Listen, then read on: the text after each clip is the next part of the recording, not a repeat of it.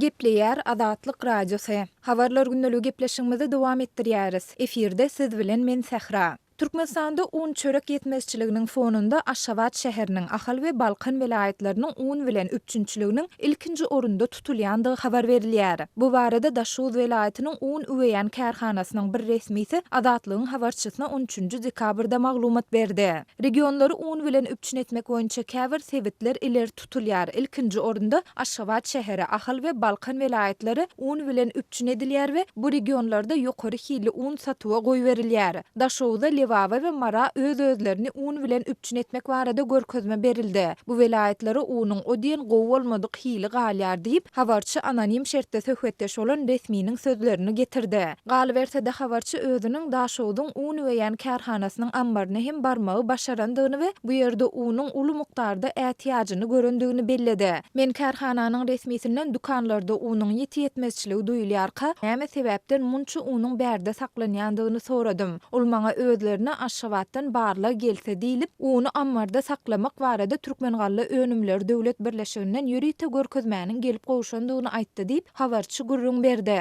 Şeýle ol vilayetde unyň ýeterlik mukdarda bolmagynyň ähtimaldygyny, ýöne ýolbaşçylaryň täsin görkezmeleri sebäpli un gyçylygynyň dören bolmagynyň mümkindigini hem belledi. Soňky hepdelerde geçirilen hökümet ýygnaklaryna içerki bazarlaryň harit üpjünçiligine ünsü çekýän meseleler döwlet baş tutany derejesinde bir näçe gede gozuldy.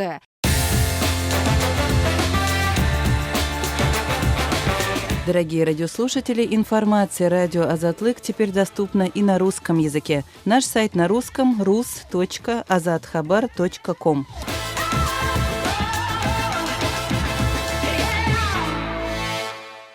Gepleýär Azatlyk radiosy.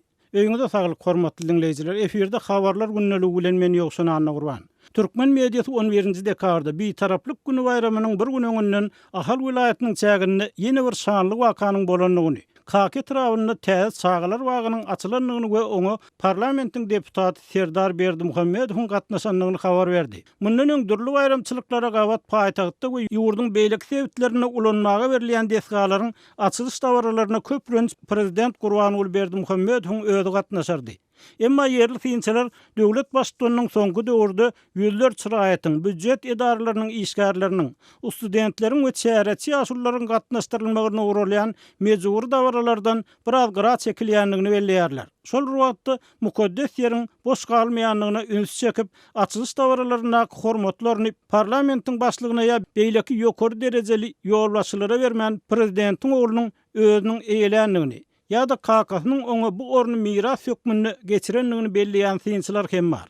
Serdar Berdimuhamedow ady parlamente deputat saýlanmagy, Daşary işler ministriniň ornasary wezipesine bellenmegi bilen soňky bir ýylda döwlet eýçiligine türkmen mediýasyna ýygy-ýygydan tutulup başlandy. Serdar Berdimuhamedow kakasy bilen atly, tigirli gedelenjedişi, maşin bejerip, maşin ýarşyna taýýarlanşy, hatda daşary ýurt saparlaryna bolup hökümet, döwlet ýolbaşçylary, ministrler, parlament wekilleri şol tanyny BMG'nyň baş sekretary Antonio Guterres bilen duşuk geçirenligi hem habar berildi. Türkmenistan'dan Azatlyk radiosynyň azathabar.com web saytyna iPhone 3 proxy ulgama arkaly howpsuz ýagdaýda girip bilersiňiz. iPhone 3 dowamly özgörýär. Şonuň üçin ony her 2 hepdeden täzeläp durmagy unutmaň. Gepleýär Azatlyk radiosy. Habarlar gündeligi gepleşigimizde men Sahra dowam etdirýärin. Kronika Türkmenistan neşri Türkmenistanda avtoyollardan peýdalanýan avtolog we ýüklog eýelerini täze ýol salgydynyň girdilendigini habar berýär. Neşir özüniň 12-nji dekabrda çap eden maglumatynda bu salgydyň şu ýylyň oktyabr aýyndan güýje girendigini we munyň ýükloglar üçin 96 manada we ýeňil awtomobiller üçin 16 manada barabardygyny aýdýar. Bu salgydy tölemedik raýatlar özülogyny texniki gurutluk derejesi baradaky barlygdan geçirip bilmeýär diýip neşir öz ýurt içinde näki habarçysyna salgylanyp ýazýar. Azatlyk radiosynyň Aşgabadyň habarçylarynyň biri çoğunludaky polisiýanyň ýol gözegçilik gullugynyň ofitserlerine salgylanyp, ýeňil awtolog eýelerinden 16 manat möçberinde tölegiň talap edilýändigini tasdikleýär ýöne munyň ýol salgydy däldigini belleýär. Bu töleg texniki hyzmatlar üçin diýilip alynýar. Şu ýylyň ikinji ýarymynyň başynda awtolog eýeleri ýol salgydy üçin 100 manat möçberinde tölegiň girdilendigini bilip galdylar. Meýletin äti ýaşlandyryş üçin hem 20 manat talap edilýär. Häzirki wagt awtologny texniki gurutluk barlygyndan geçirjek her bir raýatdan jemi 136 manat talap edilýär diýip habarçy öz awtologny bu barlygdan geçirmek üçin özüniň 2017-nji ýylda diňe 20 manat töländigini hem belledi. Şu ýylyň awgust aýynyň başynda Azatlygyň paýtagtdaky habarçylarynyň ikisi Aşgabadda ýol gözegçilik gullugynyň işärleriniň uloglary saklap, sürüjilerden ýol salgydyny töländigi baradaky guwanamany talap edip başlandygy barada habar beripdi. Azatlyň Telegram sosial ulgamynyň sahypasyna ýazylaň. Bizi gözlegi bölümine Azatlyk radiosu ýazyp tap bilersiňiz.